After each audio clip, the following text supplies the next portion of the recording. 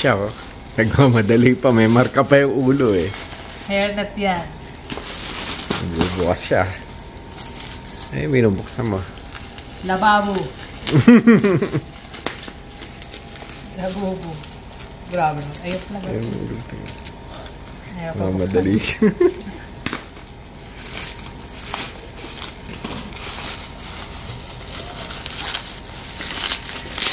Tingnan natin ang itsura niyan. Grabe naman, para namang ayaw pa buksan to.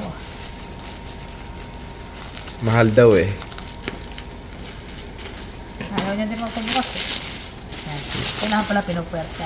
Ano yan? Ano tatak? Basit. Maupo ka muna. Labubu. Nauna ba itong in-order? Ha?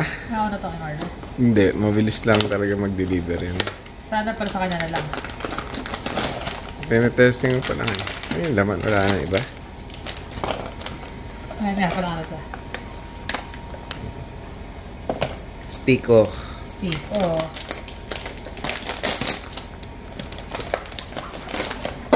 Cute. Mukha mo, der. Ha? Kahawig mo. Utot mo. Natin siya makipaya 2, 4, 6, 8, 9. Meron Nine, to lumabas ito. 10. 10 yung ngipin. Ang ganda. Ano pala siya? Hindi siya blue-blue eh, no? Yung parang... Ang blue-green. Ang cute. Yeah. Hindi bagay sa kanya yung damit. Sa kanya yung damit, no? Habasit? Ewan ko. Yung dinosaur na damit, kanya yan. Hindi yun dumating, yung isa. Isa yun na. Yan. Tinesting lang naman namin. Ganda. Good afternoon guys, and katatapos lang natin ng work. Wala tayong OT ngayon pero dumaan ako ng Walmart.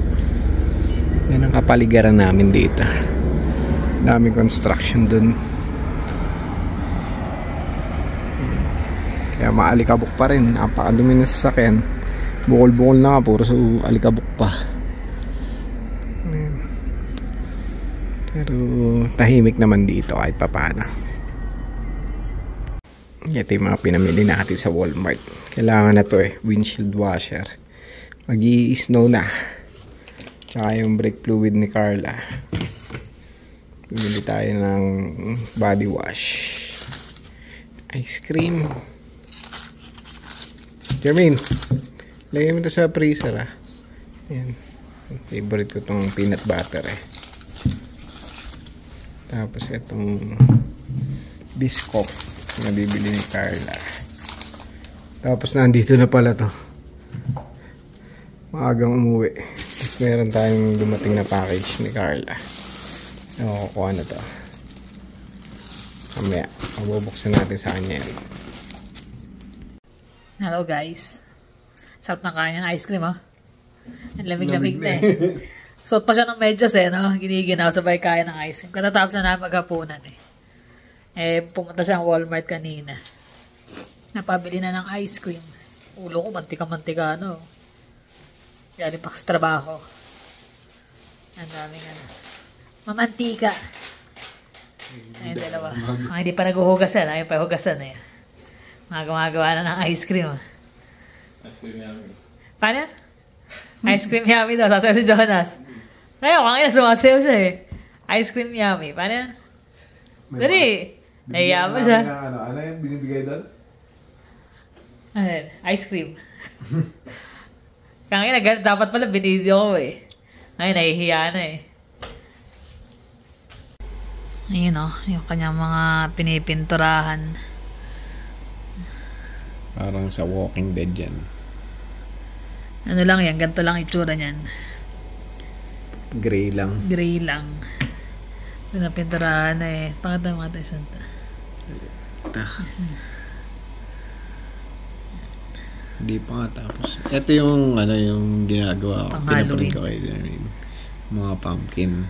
Dapat nag-ano ka ng pumpkin, nagka-curve ka para pag trick or treat. Bukas na actually yun eh. Bakit ako mag-curve piprint ko na lang. Ito. Ulo ng hari. Mga haring beds. Bungo na, wala na yung baba. Wala na eh. Naglaho na. Yan ang kanyang libangan. Kaya ang daliri niya puro ano eh. Pura. Minsan puro itim yung daliri. Ano yan? Nagkakot dyan. Ano yung pala pintura kasi nga hawak-hawak niya ng isang kamay lang yung dalawang daliri lang yung pinipinturahan niya. Asan yung kit mong ano? Labubu. Labubu. May dumating pa ulit. Dumating. Hindi ko pa nabuksan eh. Mabuksan nga. Buksan mo na. Buksan mo na. Nagigigil na siya. Gigil na siya eh. Wasak na. Natipit nga yun. Natipit ko. Hindi mo naman kailangan yung box eh. Bagay. Buti na lang siya. Malambot siya. Labubu. Yan. Ano pa pangalan? Ewan ko secret. Nakalagay. Secret? Saan natin? 10? Eh, sira na. Bugbog na. Bugbog eh oh. Pagkakabalot oh. Exciting macarones. Peggy macarones eh. Macarones. Macarones. Macaron lang pala. Walang S. May S yung ano eh, original eh. Pipe. Sa mo yan. Saan na talaga natin? Ba't na po madudum yan siya? Sela nito ah. Ano lang? Ay, bro. Akin yan eh. We, anong we? Sa'yo to? Hindi kaya. Sige, buksan mo na. Ito ba yun? Ito ba yung isang brown na kinama? Ewan ko. Eh, brown yung kulay niyan eh. Ito nga yun. Gusto rin pala niya ng labubu.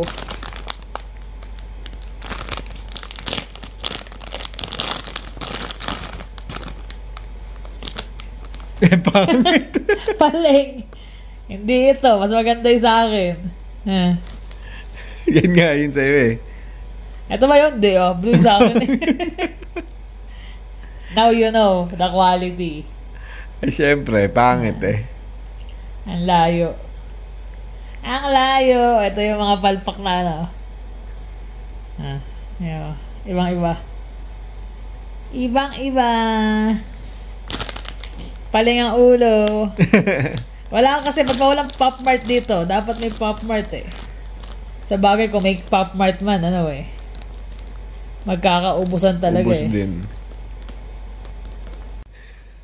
Tawa siya, tawa. Nakita niya yung ano yung isa.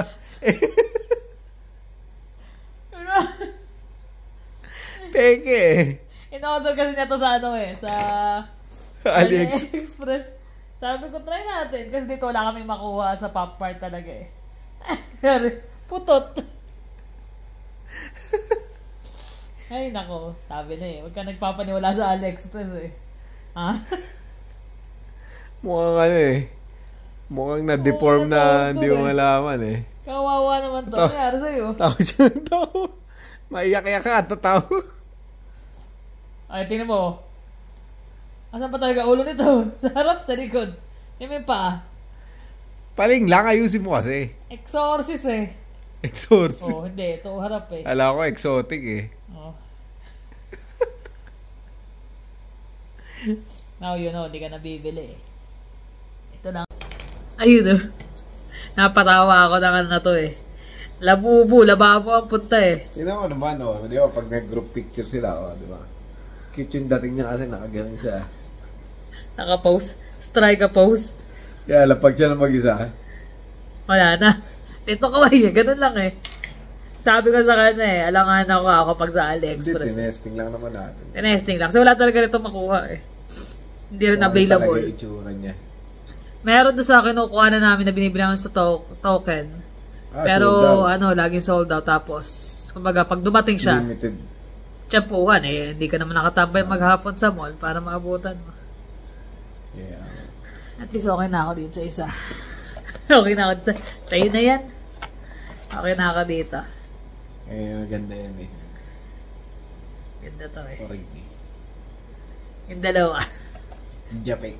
Hindi okay din naman to Yung dalawa na up eh. Ito yung medyo pahit yung katawan, malaki ulo. Ay, nako. Minsan kailangan din yan eh. Para matawang makatanggal na. Matanggal na yung stress. Ano tayo stress yan? Ano ba stress? Wala. Meron din naman. Problema syempre. Hindi mo nawawala. Pag-aalala sa pamilya. Lalo kay mami. Gaya nga nasabi namin last time. Pero yan. Pero maraming namumblema ngayon kasi nga dahil dyan sa... Marami. Sa panibago na namang mga... Change ng policy sa... Change sa policy. Ng Tapos, immigration. Actually, hindi na nila inintay yung November 1 na announcement. Dapat November 1 pa yun eh. November 1 pa. In-announce na nila ngayon. In-announce na kagad na yun nga. Magbabawas ng ng pagbibigay ng permanent resident. Hindi, yun nung nakaraan pa yun yung yung sa temporary worker. Temporary worker. Nag-start sa student eh. Ah. Tapos, ngayon, permanent resident. Tapos, yung temporary worker. Doon yung kakatin nila yung permanent resident ng 100,000. So, kung ilan daan libo yung nagpasa, mabawa 100,000 agad ang tsaka sasalain talaga ng gusto yan. Bukod pa doon, may raffle pa, di ba? Raffle system na nga eh. Yung pag-PPR ngayon, unlike noon. Pero ang hirap din kasi pag mawala ng yung inalala ng mga nag-aalala yung mga negosyante. Yun ang talagang matatamaan. Kasi tatamaan daw ng gusto yung pag nawala ng temporary worker. Kasi nga naman sa kanila, temporary worker, mas ang sahod. Kumbaga, start ka sa minimum. Unlike ng mga nandito na gusto ng na i-priority ang mga mga permanent resident na rito tsaka Canadian citizen. Kasi which is may punto naman dahil nga daming nawawala ng trabaho di ba? Maraming nawala na yung mga dati pag pumunta ka ng mga Tim Hortons, mga bata yung mga nagsaserve, ngayon hindi ka na makakita masyado ng mga bata puro isa na rin si Jeremy doon, nahihirapan maghanap ng trabaho. Medyo may edad na yung mga nagtatrabaho doon Yun din naman kasi yung problema ng mga yung mga karamihan din sa mga immigrants, hindi sila kumbaga ayaw nila kagaya sa amin, ang daming nag-apply doon. Ang daming tinanggap. Pagkaraan lang ng mga 2 weeks mababawasan. Maya 1 month alos na. Umaayaw sila kasi mahirap nga, talagang mahirap. Kaya lang wala namang madali sa buhay. Oo naman. Kung gusto mo magkapapay, lalo na yung mga halo-halo pa nga yung mga tinanggap namin, mga refugee, mga temporary. Gusto ko sa malaki kagad sahod na Hindi, maganda nga yung sahod sa amin, di ba? Yun nga lang, starting pa sa inyo, magkano na? Magkano agad start na. Kaya lang, yung risk ng ng injury mo, ng mga Saka pagod talaga yun. Pagod talaga. Talagang bugbugan. Kaya lang, siyempre, kung gusto mo talaga ng trabaho talaga doon. Kaso nga ngayon, yun ang problema. Kasi kakat na nga yung mga Kakat na. Yung temporary worker. Paano kaya yun sa mga refugee nun? Kasi may mga Ukrainian pa kami na mga Hindi ko alam. Kasi sa amin yung Ukrainian na kasama namin na... Hindi naman nag-aalala, no? Hindi. Kasi siya, may work permit sila na 2 years. So after na mag-apply sila. Pero sa kanya kasi, okay lang kahit umuwi siya ng bumalik siya ng Ukraine. Kaya lang yung anak niya, problema is gusto rito. So pag tinatanong nila, ayaw na raw bumalik sa Ukraine. Happy na raw dito. Kasi syempre naman yung mga bata. Dito kasi, pag nasa school, parang masaya. Parang naglalaro lang sila. Tapos ang playground dito kahit saan. Tsaka hindi sobrang higpit.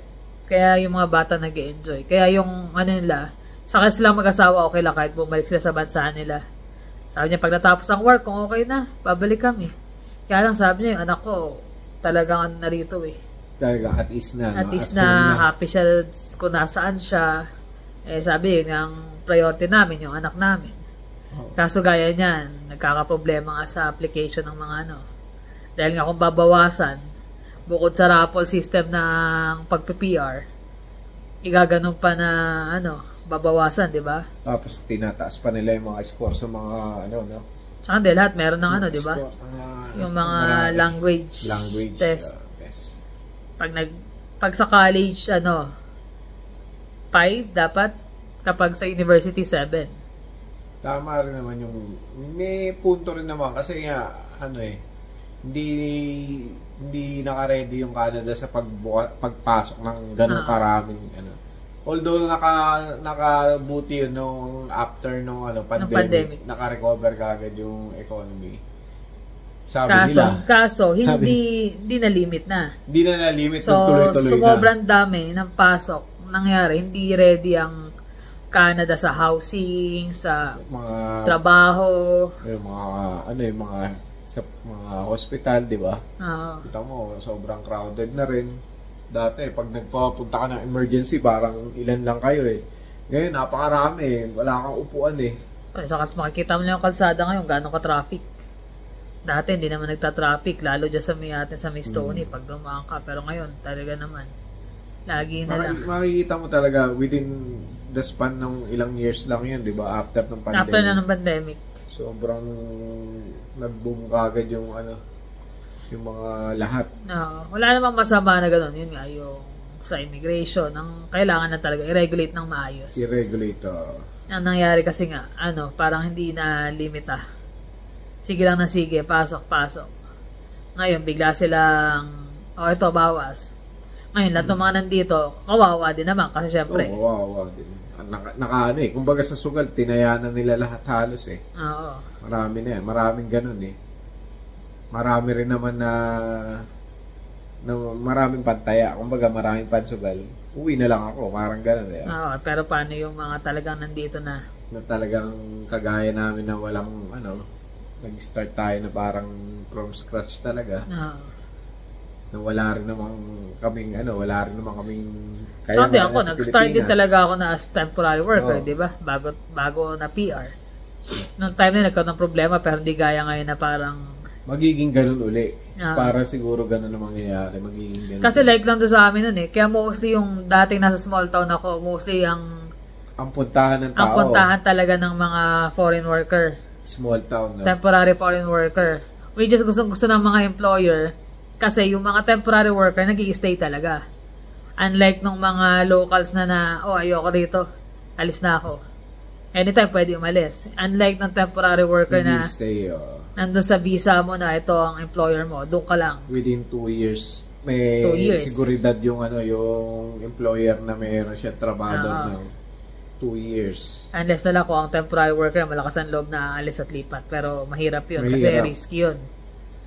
Kaya noon... Meron, nangyari sa inyo, di ba? Oo. Merong siyang kasama na nangyari yun eh. Lumipat ng Lumipat. Nagkaloko-loko na. Hanggang sa hindi na siya nakapag-apply ng PR. Lahat kami nakag-apply siya dahil lumipat siya. Nagka-problema yung papel niya doon sa... Back to zero yun, Oo. Back to zero. Lumipat siya ng ibang city. Hindi mo city, province lang din. Town, parang ganun. Pagdating doon, nagkatrabaho nga siya nung una. Nung magre-renew na, hindi na siya na-renew. Unlike na pinanggalingan namin na, sige, tutulungan ko kayo hanggang ma-PR. Hindi, mas marami kasing tao doon sa lugar na yun kesa doon sa small town. Small town, ilan lang kami. Pero lahat, mostly Filipino, foreign worker talaga. Hindi, tsaka lahat na-approve ng di ba? Na PR lahat. Na PR lahat. Kasi nga, mga nagstay. Actually nga kami, dapat, ilang taon na ako doon 7 years kami. 5 years ako, tapos 2 years na nung dumating sila. So, 7 years in total. Actually, dapat nga, wala na kaming dun eh. Kumbaga, yung 2 years na stay namin dun, pang lang eh. Pang utang na loob, parang ganun eh. Tsaka hindi. Ayaw niya nung kagaya ng ginagawa ng iba pagkakuha ng PR, lahis na kagad. May mga ganun gumawa sa kanya. Nakakaawa rin. Nakakaawa din siya. Kumbaga, lalo mabait yung employer ko. Nung nakuha ko rin siya, nakuha na ko siya ng trabaho within din sa doon sa hotel. Yung sabi ko, sige kako, mag-stay pa kami. Tapos, a year before kami umalis, nagpaalam talaga ako kasi nga magka-college na sila. Naalis na kami. Pero bago ko umalis, kasi nag-hire ako ng tao, ako yung nag-interview. So, na-turnover ko ng maayos lahat bago ako umalis. Kaya hindi sobrang happy niya. Pero pag nagme-message kami sa kanya, kailan kayo babalik? Laging ganun. Hanggang ngayon, may nag-message pa rin tayo dun, di ba? Tsaka nakala pumasyal, punta kami, yakap nga siya. Nakakatawa din. Maganda yung ganun eh. Kaya lang ngayon, syempre dahil sa mga policy, so maraming maapektuhan. Yung mga employer na umasa foreign worker, lalo sa mga small town. Small town, ang hirap pag kumuha ka ng local. Hindi nila basta-basta kukunin yung trabaho pagka ayaw nila. Pag ayaw nila. Mahirapan. Gaya niya maghihigpit. So, kawawa yung mga nasa small town. Mahirapan na naman yung mga yun. Pero ganun talaga eh. Ha? Mahirapan na naman yun. Mahirapan talaga. Kasi nga, ang kailangan priority ngayon yung mga Canadian at saka permanent resident na. Tsaka citizen, mga citizen dito. Mga citizen. Ay, kaya, doon sa mga nag-a-apply, kapit lang. Tsaka ako yung mga nandito na, talagang dasal lang kayo, tsaka tsagain nyo lang. Oo. Siguro man, baka yung mga nakapagpasa na, siguro maano lang ng konti, baka ma-behind kasi magreano sila ng 2025, talagang post sila ng 2 years. 2-3 years pa nga ata. 3 years. Starting ngayon, tapos 25 to 27. I-regulate na rin yan. Depende yun, kasi mag-i-election next year. So, pwede pa rin mabago yun.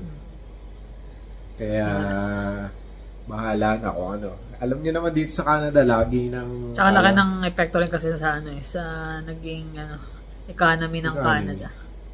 Yung inflation, grabe. Dahil nga, ang daming nawawalan ng trabaho. Hindi nga tayo nagkaroon ng recession after nung pandemic. Inflation naman ang pumalit.